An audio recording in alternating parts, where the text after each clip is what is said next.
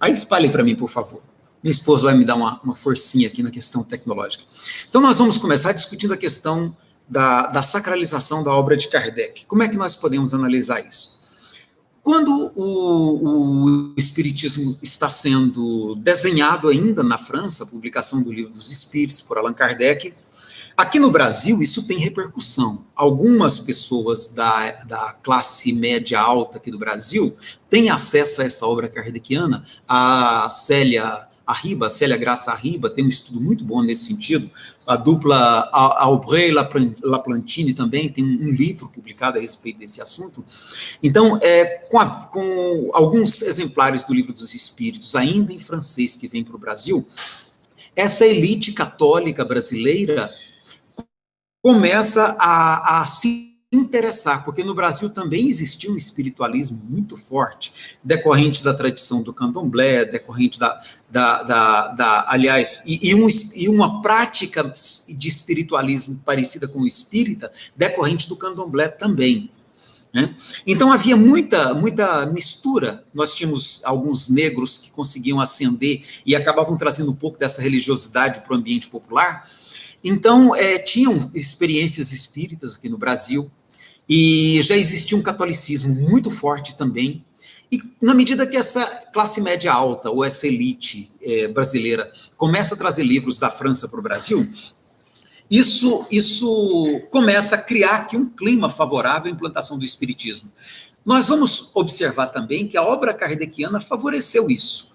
Nós temos colegas que estudam a obra de Kardec que não gostam de admitir isso, mas se a gente perceber da primeira para a segunda edição de O Livro dos Espíritos, Kardec deu vamos dizer assim, uma catolicizada no texto, a leitura que eu faço é que para conseguir uma interação melhor com o seu público. Eu vou dar só um exemplo. Na primeira edição de O Livro dos Espíritos, Kardec apresenta a lista dos espíritos que participaram do projeto do livro, né, da elaboração do livro. Ele cita Vicente de Paulo, ele cita João Evangelista, ele cita Agostinho de Hipona e mais alguns outros lá. Para a segunda edição de O Livro dos Espíritos, é bom dizer que a primeira teve uma aceitação extraordinária, segundo os registros da época, né? Para a segunda edição de O Livro dos Espíritos, Kardec faz uma mudança que é muito interessante. Kardec, para a segunda edição do Livro dos Espíritos, ele já usa o nome de São Vicente de Paulo, Santo Agostinho, São João. E o autor novato que entra na história, que era o rei Luís IX, rei Luís IX, né, o Luís de França, o rei Luís com o nome católico de São Luís. Então é muito interessante a gente perceber esse detalhe. É como se Kardec percebesse que ele estava dentro de uma sociedade fortemente católica e quisesse estabelecer um diálogo com essa sociedade. Esse diálogo que ele faz com a sociedade católica francesa encontra excelente repercussão também no Brasil. E aqui no Brasil, vamos dizer assim, que não só o diálogo com a sociedade católica, mas o público de Kardec que começa a ler e achar interessante, começa a criar aqui uma maneira específica de lidar com essa religiosidade que Kardec propunha, com essa nova maneira, essa nova espiritualidade que Kardec apresentava. Então, o Livro dos Espíritos influencia fortemente na maneira do viver religioso aqui do Brasil. As pessoas, portanto, passam a se afirmar espíritas, embora ainda com uma leitura bastante católica da realidade, com um linguajar bastante católico. A gente vai ver isso muito claramente em Bezerra de Menezes, e no Teles de Menezes, a gente vai ver em vários, o Antônio Saião. Então, todos eles mais ou menos vão manter a sua linguagem, aquele linguajar católico, mas já com as ideias espíritas somando a bagagem que eles traziam. E aí entra, então, a questão da sacralização da obra kardeciana. Eu começo a perceber, eu, leitor agora espírita, ex-católico e agora espírita, eu começo a perceber que aquelas explicações que eu tinha em torno da Bíblia Sagrada, e que eu toda a vida tive dúvidas, que Allan Kardec me traz uma leitura melhor. Eu passo, então, a relativizar a Bíblia, a relativizar e não a abolir. É interessante isso também. né? Até hoje há no meio espírita uma forte referência da Bíblia como livro sagrado. Mas eu agrego a essa sacralidade da Bíblia o texto kardeciano, atribuindo a ele também alguma sacralidade. Então a gente vai ver a construção de um mito em torno da figura de Allan Kardec, né? Que por si só eu acho ele por si só um personagem extraordinário, né? Mas a gente vai ver uma construção assim quase mitológica já, né? Aquela visão do missionário, ela vai ser ampliada num nível assim de uma crença que começa a se elaborar em torno da ideia espírita. Então Kardec vai ser visto como um missionário vindo das altas esferas celestiais, os espíritos puros, iluminados. Então, nada daquilo. Tem algumas pessoas pedindo, e o link que eu compartilhei não está dando certo. Se você puder fazer isso, eu agradeço, tá? Ô, Alexandre, manda o link aqui para mim, qualquer um de vocês, que aí eu vou compartilhar com as pessoas que não estão conseguindo, tá bom? Muito obrigado. Continuando.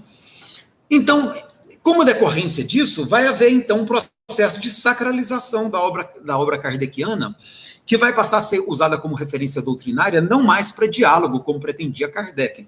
A visão de Kardec, ela é muito, muito clara, muito objetiva em relação à sua própria obra. Ele, em momento algum, se apresenta assim como um semideus. Ele se acha missionário no sentido da missão de materializar as ideias espíritas aqui na Terra. Essa é a visão dele. Missionário no sentido bem objetivo, de quem tem uma missão. Ele não se vê como espírito superior de altas esferas, ele não se vê assim. A gente pode até atribuir isso a ele hoje, mas ele não se vê assim. Até a ideia de espíritos superiores, para ele tem um significado que é muito claro, né? E a gente aqui no Brasil, fruto da nossa tradição católica, nossa tradição talvez até, é possível a gente se indagar, se não tem a ver também com a ideia do santo católico, a gente, de certo modo, sacraliza a obra kardeciana e transforma ela em algo. Segue o link da live, pronto.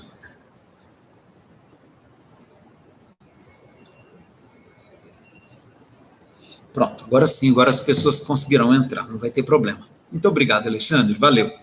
Bom, então, gente, com essa sacralização, a dogmatização acontece junto. Ela acontece junto, ela é decorrente. Então começa a ter dogmas muito bem estabelecidos e a gente joga por terra uma prática que Kardec havia previsto no projeto 1868, que é a prática dos congressos regulares para estar reavaliando o entendimento da doutrina, as explicações, as derivações que estariam além dos pontos fundamentais que ele alinha. E esses pontos fundamentais que ele alinha quais são? A existência de Deus, ele considera isso um princípio inegável. Ele entende que isso é um princípio atemporal e que não tem como discutir isso depois, porque nunca vai mudar, ele entende assim, né? O segundo princípio, a existência do espírito. O espírito humano como inteligência independente, autônoma. É outro princípio que Kardec entende também, que não tem como haver mudança. O terceiro, da comunicabilidade entre os dois planos, entre o plano material e o plano espiritual. Kardec também entende que esse ponto não é imutável, porque não tem como você abolir essas comunicações. O outro, a pluralidade das existências. As nossas existências aqui no mundo são plurais, e também não há como reverter isso, é da natureza. E o quinto, o progresso do espírito. O espírito progride no tempo, e esse progresso ele é inexorável, o processo de aprendizado. O espírito aprende e amadurece com o tempo, e não tem como não ser assim. Então são os princípios que Kardec diz, olha, esses princípios não têm como ser alterados. Mas as implicações e as decorrências desses princípios, elas precisam estar sendo deduzidas. E elas podem ser alteradas com o tempo em função de mudanças, de melhor compreensão de um aspecto ou outro da vida, porque ele ancora o espiritismo na ciência da sua época. E como a ciência ela vai progredindo com o tempo, ele entende que o espiritismo também tem que acompanhar esse movimento progressivo da ciência. Então, na medida que o espiritismo vai se dogmatizando e vai sacralizando a obra kardeciana, ele vai perdendo esse espírito de conexão com a ciência e com a filosofia. É interessante a gente perceber isso vai acontecendo ao longo do século XX. né? Depois nós vamos no próximo assunto, eu vou mostrar como tem a ver até com alguma coisa que acontece antes e não só no Brasil, também na França.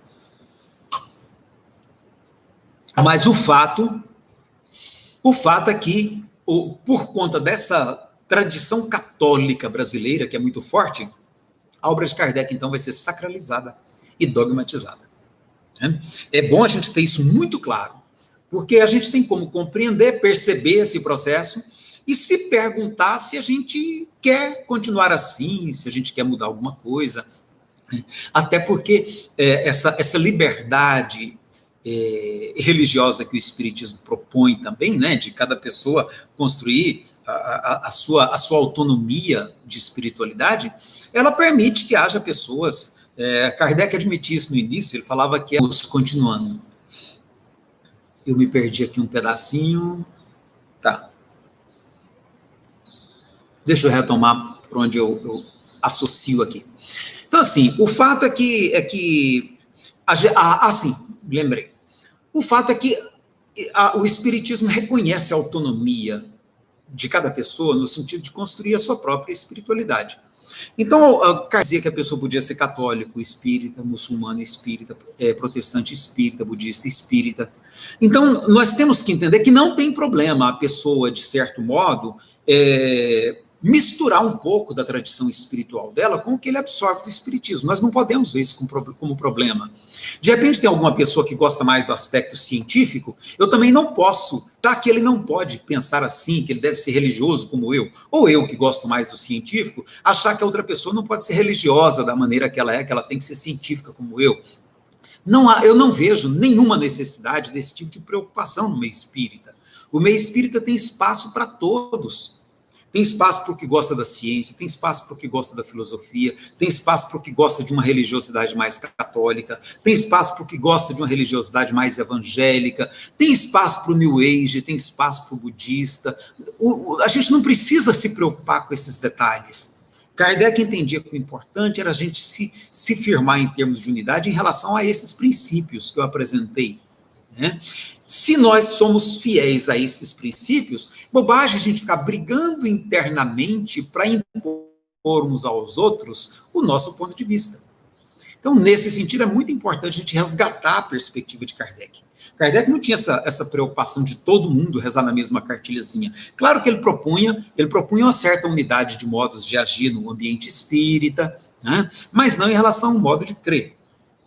Então, a dogmatização e a sacralização decorrem dessa catolicização. Eu quero ver aqui do que vocês postaram. A Alzira está dizendo assim, a doutrina espírita que não disse tudo, né?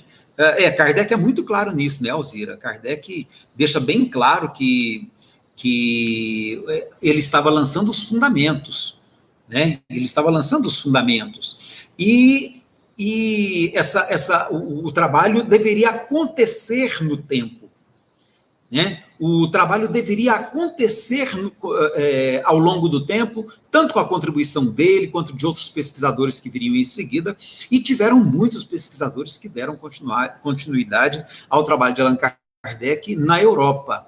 Aqui no Brasil é que a gente teve uma mudança de rumo com um trabalho mais mediúnico em seguida. Mas mesmo no início a gente teve muitos livros publicados por pesquisadores brasileiros, alguns deles numa linha mais evangélica, alguns deles numa linha mais sintonizada com o pensamento do Rustang. Mas teve pesquisadores aqui no Brasil dando continuidade a esse trabalho que Kardec idealizou, né? É importante a gente perceber isso também. Deixa eu verificar aqui se tem mais alguma observação dos colegas. Alexandre está aqui, né? Está todo mundo aqui, ok. Uhum. O Johnny está ali com a gente, né? Vibrações, o Johnny. Sim, tá. O Centro Espírita Semeadores do Bem está tendo alguma dificuldade. Deus abençoe esse grupo lá, né? Ok. Então, eu vou prosseguir, então, puxando o próximo assunto, que foi uma pergunta, deixa eu pegar aqui o nome do colega que apresentou essa questão, foi a...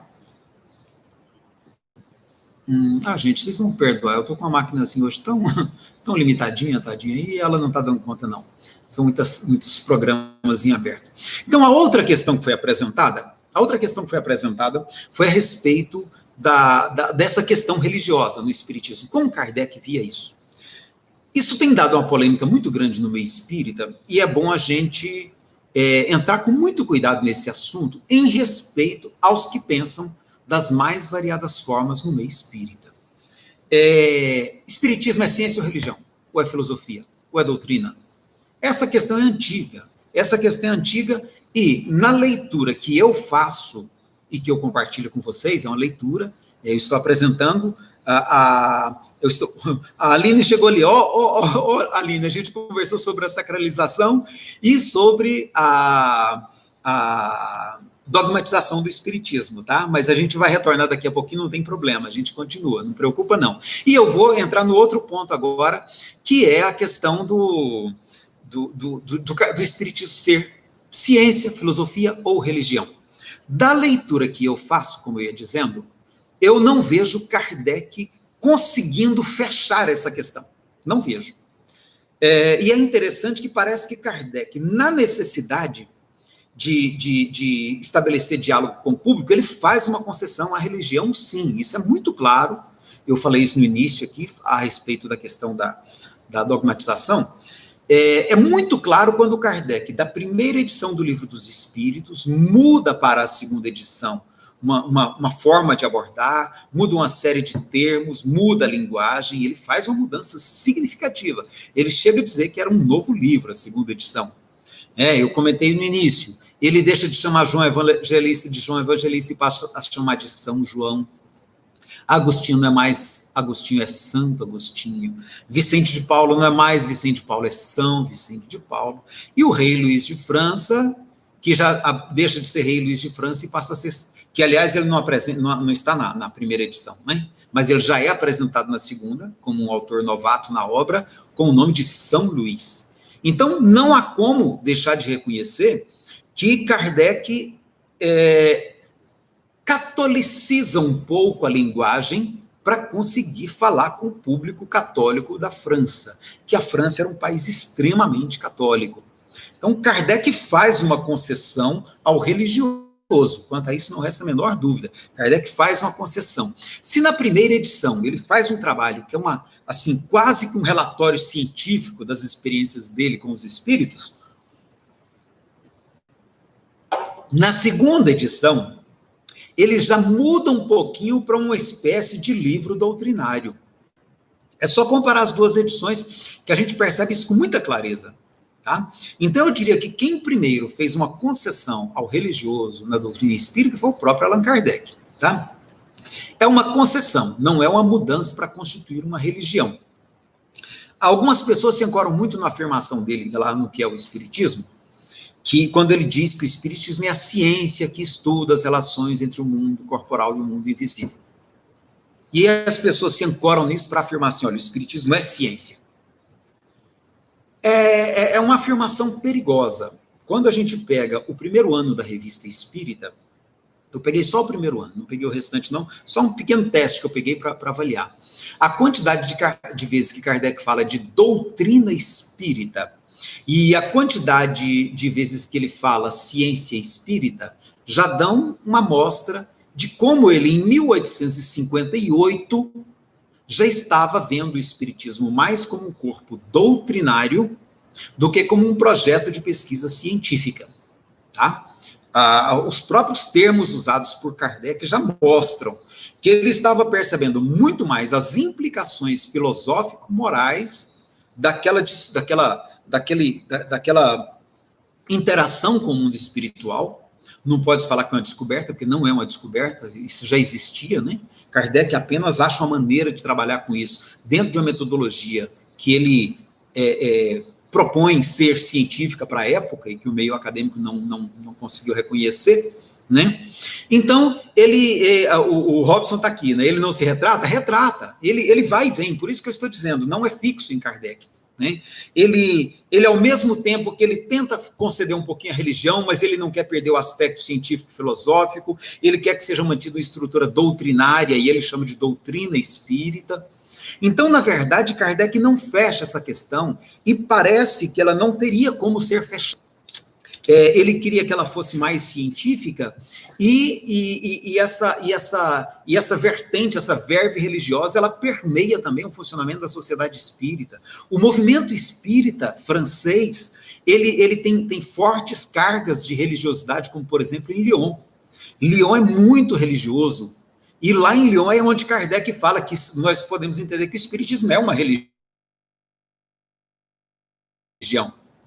E aí ele explica, mas não uma religião, no sentido convencional da palavra. Então, essa questão ela não tem como ser fechada a partir do que a gente encontra na obra kardeciana, né? Ele faz concessões, mas não quer perder o aspecto científico e filosófico da doutrina espírita. Ele não quer que ela perca esse corpo de doutrina filosófico-moral. Mas ele percebe que a religião caminha junto e, de certo modo, tem que interagir. Eu acho, Robson, até que o desenho que a gente tem hoje é melhor. Eu gosto desse desenho, porque as pessoas que querem viver uma religião espírita, eles têm esse espaço, eles conseguem viver uma religião espírita. Aqueles de nós, e eu me incluo neles, que querem viver tanto a religião espírita quanto a ciência espírita, também tem esse espaço. A gente tem hoje instituições religiosas, a gente tem hoje instituições científicas, a gente tem hoje instituições filosóficas, né? Então, assim, hoje nós temos um espaço que é bastante plural no meio espírita. Isso facilita. Bom dia, Rui, que bom que você está aí, né? Então, acho que o que nós precisamos é não ficar competindo uns com os outros por uma supremacia da nossa perspectiva, sabe? Tem grupos que só querem o estudo espírita científico, e eu acho que é legítimo. Esses grupos, inclusive, cooperam muito, né? Eu gosto de citar como referência hoje um colega nosso, que é o Luiz Antônio Signatis, professor Luiz Signatis, que hoje ele se dedica exclusivamente à parte científica do espiritismo nas ciências humanas e sociais. E ele faz um trabalho belíssimo de introdução do espiritismo na academia. E nós, espíritas, não podemos deixar de reconhecer o trabalho que ele faz. Eu já vi pessoas dizendo assim, olha, mas se a pessoa não frequenta um centro espírita, ele não é espírita. Kardec não pensava assim. Kardec não pensava assim. Para ele, espírita era aquele que abraçava a ideia, o ideal, e que se reconhecia dentro desse movimento. E a condição que ele coloca lá no Evangelho, que já é uma outra questão, é de quem aproveita essa filosofia para o seu auto-melhoramento.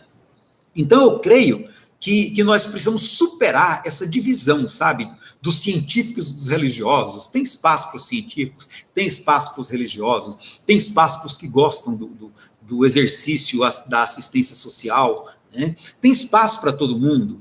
Então, deixa eu pegar aqui, essa questão da retratação, portanto, que ele faz depois na Revista Espírita, eu entendo que é assim, é porque ele não quer perder o espaço, o aspecto científico, filosófico da doutrina, e a estrutura de corpo doutrinário que ele conseguiu construir, permitindo que o espiritismo caminhasse por uma religiosidade que ele já percebia que estava acontecendo. Tá? No final da vida de Kardec, isso está muito claro. Ele, inclusive, fala dos problemas internos que já havia dentro da própria sociedade parisiense de estudos espíritas. Ele comenta isso, né?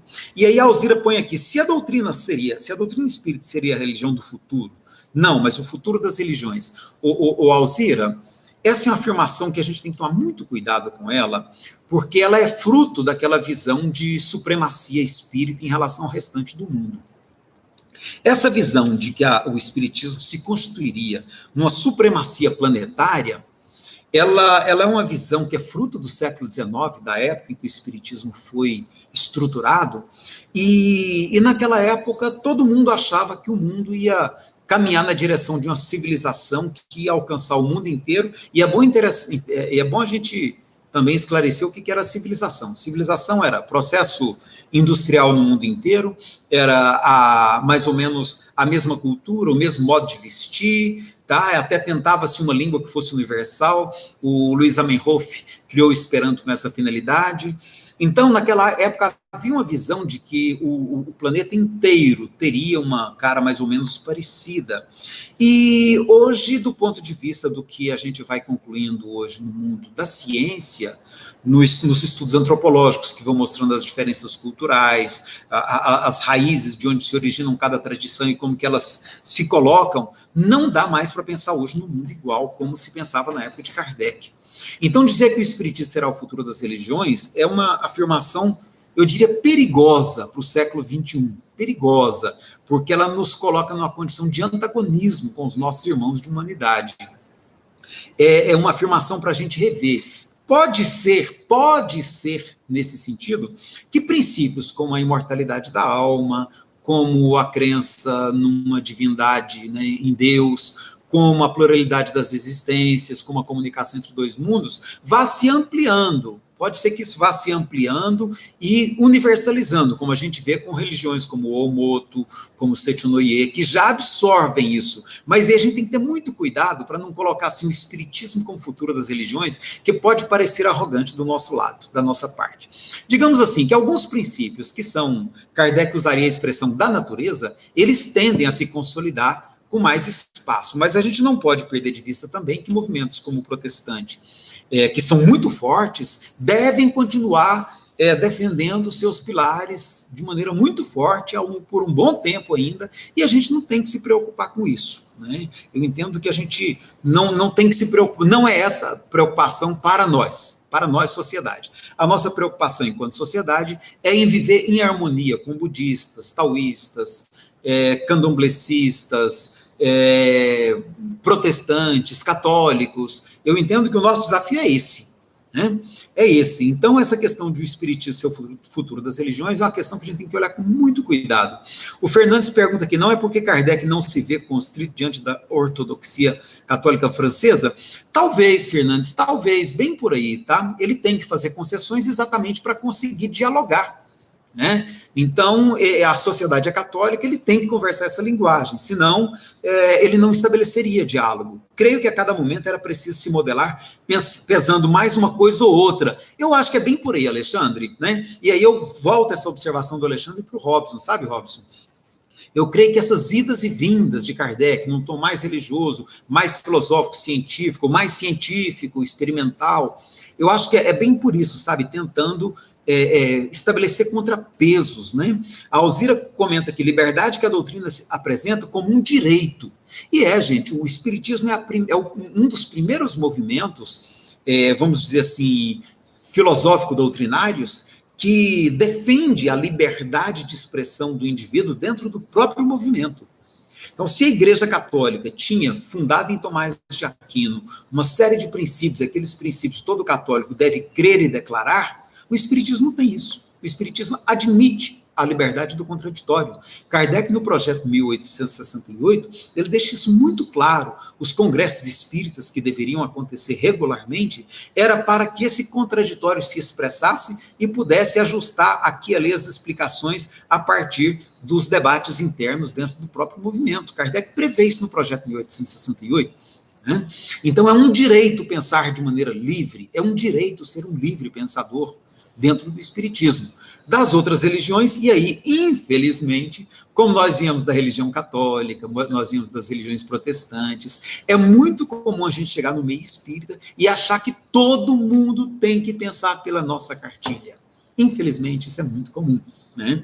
Para o espiritismo, isso não se aplica.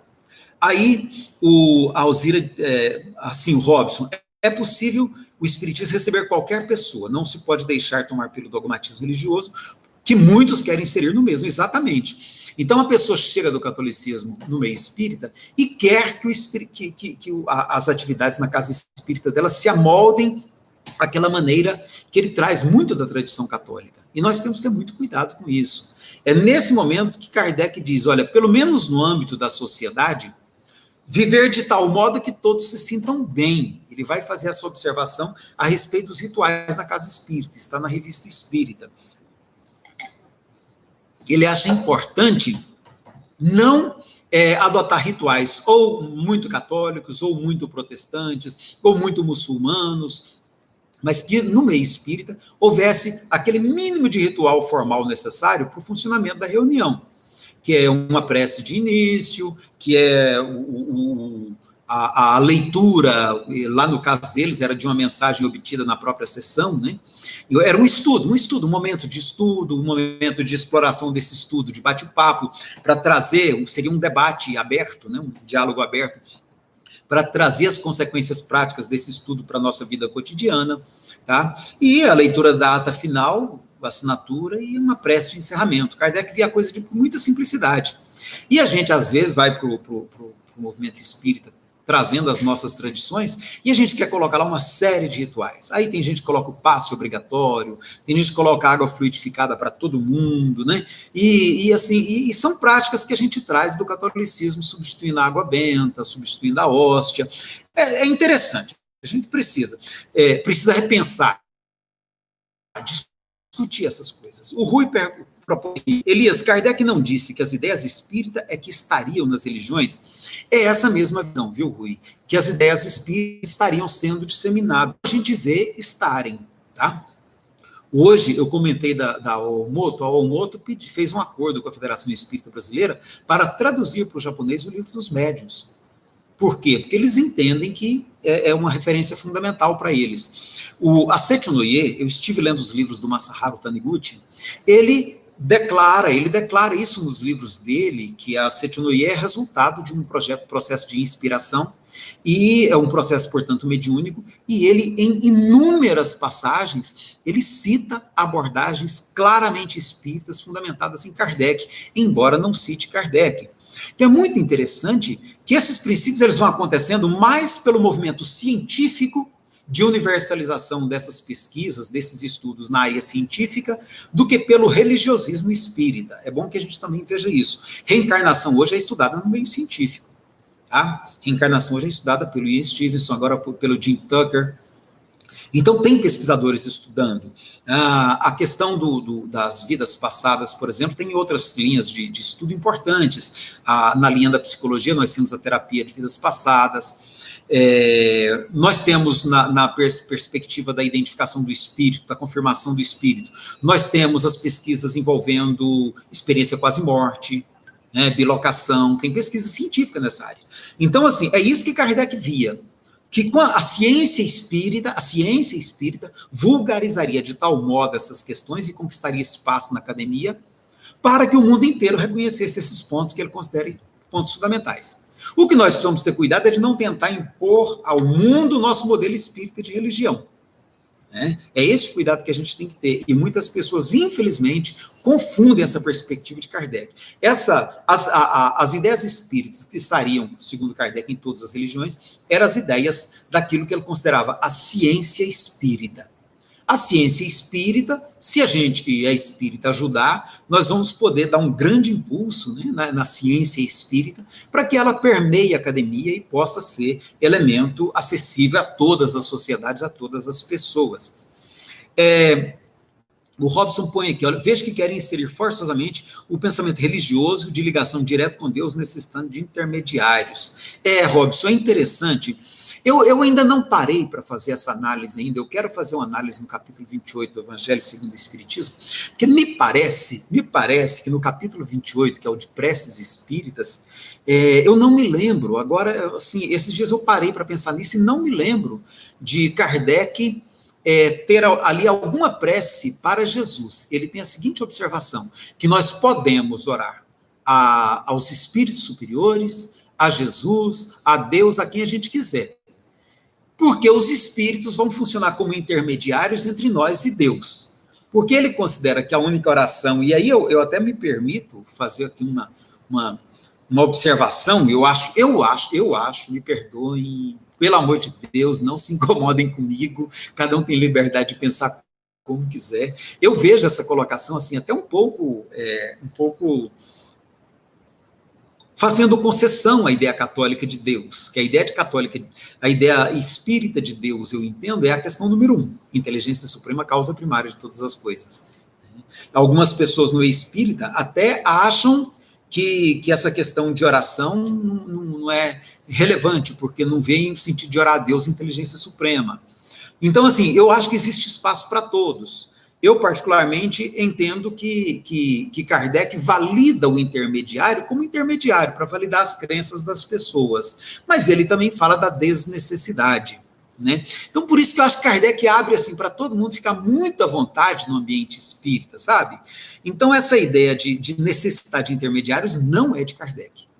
Ele reconhece que muitas pessoas podem ter essa necessidade, mas ele não acha que é preciso, né? Isso está muito claro no capítulo das preces espíritas, em toda a necessidade intermediária, ela é humana, ela é das nossas religiões, das nossa ancestralidade. E aí, se a pessoa sente necessidade, nada impede que ele ore para Bezerra de Menezes, que ele ore para Eurípides Barçanufo, que ele ore para Jesus, para Maria, mãe de Jesus, né? Que ele chame Maria de Mãe Santíssima, não tem problema. É uma questão que é pessoal. Nós não podemos transformar isso em ponto doutrinário. Aí não tem respaldo em Kardec. A Aline põe assim, olha, é importante os pontos levantados, muito que eu queria refletir. Obrigado, Elias. Vai ficar assim, vai ficar disponível no YouTube, tá, Aline? Elias, diante de suas colocações, imagino que Kardec estivesse aberto a ouvir e receber todos. Robson, é isso mesmo que a gente percebe no texto kardeciano. Kardec não tinha uma mentalidade fechada. Ele era extremamente aberto ao diálogo, à discussão, à confirmação, né? Tanto que aquele método que ele inventou lá, de concordância, e é muito interessante, o Eduardo Lima, lá no Ceará, ele gosta muito de ressaltar a genialidade de Kardec no sentido de criar um método próprio.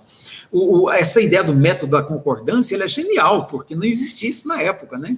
E ele vê assim, olha, eu vou pegar isso, essa mesma questão, apresentar em vários grupos espíritas, e com isso eu tenho mais segurança. Outro critério que ele usa muito, a aceitação geral, como que as pessoas reagiam. Então, isso mostra como ele era aberto a dialogar, a perceber, a fazer concessões. É muito interessante perceber isso na personalidade de Kardec, sabe? Quando a gente lê, principalmente a Revista Espírita, ele era muito aberto, sim. Aí o Rui põe aqui, olha, acho que Kardec dizia, por exemplo, a reencarnação, as existências sucessivas, pluralidade dos mundos habitados, seriam aceitos pelas religiões. Eu penso bem por aí, sabe, o Rui? Seriam essas ideias centrais, esses princípios. A tendência desses princípios, inevitavelmente, é de universalização. Por quê? Por exemplo, eu vou citar o exemplo que você põe aqui dos mundos habitados. Na época de Kardec, era uma ousadia falar em vida em outros planetas. Tá? Era um atrevimento, e Kardec se atreve.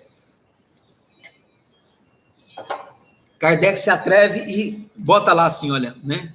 Sem medo, inclui as respostas que alguns espíritos dão confirmando isso, tá? E afirma que existe vida em outros planetas, que a vida não é exclusiva da Terra. Então, aquela época, essa afirmação caía no ridículo. Hoje, com a quantidade de exoplanetas já descobertos e com a quantidade que se imagina que existam e a imensidão que devem ter condições de vida parecidas com as da Terra, hoje, você falar no meio científico que não há chance de ter vida fora da Terra é que é ridículo. Mudou. Então, assim, Kardec via muito isso, que a própria ciência, que ele chamava de ciência espírita, e na medida que a academia vai se apropriando desses estudos, isso deixa de ser uma ciência espírita e passa a ser a própria ciência. Então, com a própria ciência estudando esses assuntos, isso passa a fazer parte, portanto, do conhecimento da humanidade, né? Então, é bem isso que você falou aqui. Você fala da reencarnação, por exemplo. A reencarnação é um ponto que até hoje ainda é difícil, porque a ciência ainda tem resistência por conta da concepção que ela traz lá de Aristóteles, 2.400 anos atrás, né? De que é a matéria que cria o fenômeno da vida, né? E Platão discordava dele, dizia que é a inteligência que anima a matéria. Então, essa briga é antiga, nós não vamos resolvê-la agora, né? Ela é milenar. Mas a própria reencarnação era objeto de controvérsia na época. Os ingleses não aceitavam a reencarnação. E Kardec, na França, que era mais aberta, né? Eles até acusam Kardec de ter cedido às crenças hinduístas, às crenças orientais, né? Os ingleses acusavam Kardec disso. Kardec analisa e fala, olha, faz sentido. E ele abraça a teoria da reencarnação, apesar de na Inglaterra, os médiuns receberem os espíritos, e os espíritos não falarem nisso. Não é interessante? Isso chama a gente para uma discussão boa a respeito de mediunidade, que não é o espaço aqui agora. Então, eu acho que você tem total razão, Rui. A tendência é que essas coisas caiam para o mundo da ciência, a ciência universalize, e a gente vai ficar com a religião espírita no ponto das implicações. Mas o restante está tudo no mundo da ciência. O Robson disse aqui, olha, em Kardec há um trecho em que ele recomenda não fazer nem o Pai Nosso para não melindrar pessoas não cristãs. Era na Revista Espírita, O Robson, é isso mesmo. Na Revista Espírita, Kardec sugere não fazer oração de nenhuma das religiões, para não melindrar os muçulmanos, os budistas que pudessem estar presentes nas reuniões. Eu creio que hoje, com o Espiritismo já configurado como religião, como a gente tem no Brasil, e não só no Brasil, tem vários outros lugares do mundo, até por exportação brasileira, né? Ou então, por exemplo, nos Estados Unidos tem uma outra forma de religiosidade que tem muito a ver com o espiritismo, que a gente aqui prefere chamar de espiritualismo para não misturar com a nossa, que é diferente, né? A gente prefere ser menos, mais específico do que mais aberto. É uma escolha nossa, né? Mas há muitas religiões hoje estruturadas em torno desses princípios, e eu vejo que a gente não tem como hoje discutir isso no âmbito de cada faz a oração não, a reza, né, da Ave Maria, todo mundo em voz alta. Não há como a gente mexer nisso, isso faz em cima disso. Eu creio que a atitude nossa é respeito, sabe? Mas que eles façam isso ali no ambiente seu. Não queiram trazer isso, por exemplo, para a Federação Espírita do Estado de Goiás, fazendo a reunião com todas, ou para o Congresso, né? Então, assim, são movimentos muito particulares dentro de segmentos, dentro de grupos, e que a gente precisa entender e respeitar, que faz parte das crenças, e muitas pessoas dependem dessa crença. Tem muitas pessoas que foram católicos, se você tirar a Maria Santíssima da vida deles, você arrasa com a vida deles. Não pode tirar a Maria Santíssima, não pode. Né? Para eles uma referência muito forte. E eu acho que a gente tem que aprender a respeitar, sabe? E até compreender, e ver que Kardec, para ele, ó, isso aí não era relevante, não era. Né? E aí o Alexandre, o chinês, né, o Alexandre, esse chinês, eu vou te contar, não te dá paz, eu não sei se ele é seu ajudante ou seu obsessor, mas fala para ele não ficar muito no seu pé, não. A Iracilda, para Kardec, a Iracilda é minha esposa, gente, para Kardec o espaço para diálogo, debate e discussão deveria ser privilegiado nas casas espíritas. Hoje perdemos muito disso. Realmente, a Sociedade Parisiense de Estudos Espíritas era um espaço de estudo dialogado, onde as pessoas podiam vir apresentar suas teses, suas conclusões, suas observações, seus comentários. A Iracilda acha que isso deve ser resgatado nas casas espíritas, e eu concordo. Por mais que a gente tenha tomado uma característica assim, de missa ou de culto protestante nas nossas reuniões espíritas, eu acho que seria bom se a gente desse uma flexibilizadazinha na direção do pensamento kardeciano e facultasse mais diálogo, debate, perguntas e respostas, comentários por parte da Assembleia. Isso é muito saudável, porque permite, sabe, o diálogo livre, a livre manifestação do pensamento e da diversidade. Na Fraternidade Espírita, nós não abrimos mão, já há 36 anos, de ter um espaço para diálogo no final de toda e qualquer reunião, porque nós entendemos que isso é um princípio de prática relacional, sabe, para você dessacralizar um pouco a reunião espírita e torná-la espaço de aprendizado. Então, acho muito importante essa observação que a Iracilda faz. O Rui está comentando, amigo, acho muito importante esse diálogo que você promove. Acho que o Espiritismo, uma doutrina nova, e pela falta desse tipo de estudo, ainda não é entendido pela maioria dos próprios espíritas. Eu concordo com você, Rui. E é o que eu estava comentando no início. Eu vou voltar ao início, então, gente, porque talvez alguém tenha perdido. E para a gente, pelo menos, estar conversando aqui agora ao vivo e online, a gente tratar dessa questão novamente para todo mundo nivelar o entendimento. Essa questão, eu falei de por que houve essa sacralização. Eu citei aqui um estudo muito bom que tem do Laplantine tem hora que eu confundo quem é quem, Laplantine e Aubry.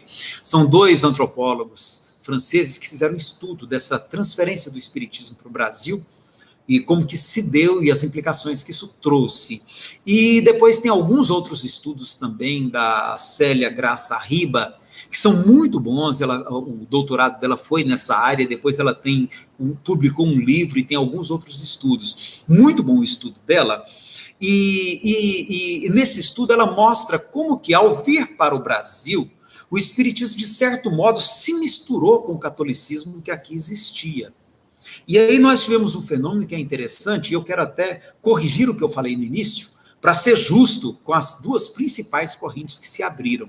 Então a gente teve um espiritismo mais católico, que vem na linha do Franciscano de Xavier, do Eurípides Barçanufo, né, do Bezerra de Menezes, que eram católicos, e a gente tem uma linha que inclusive vai ser excluída.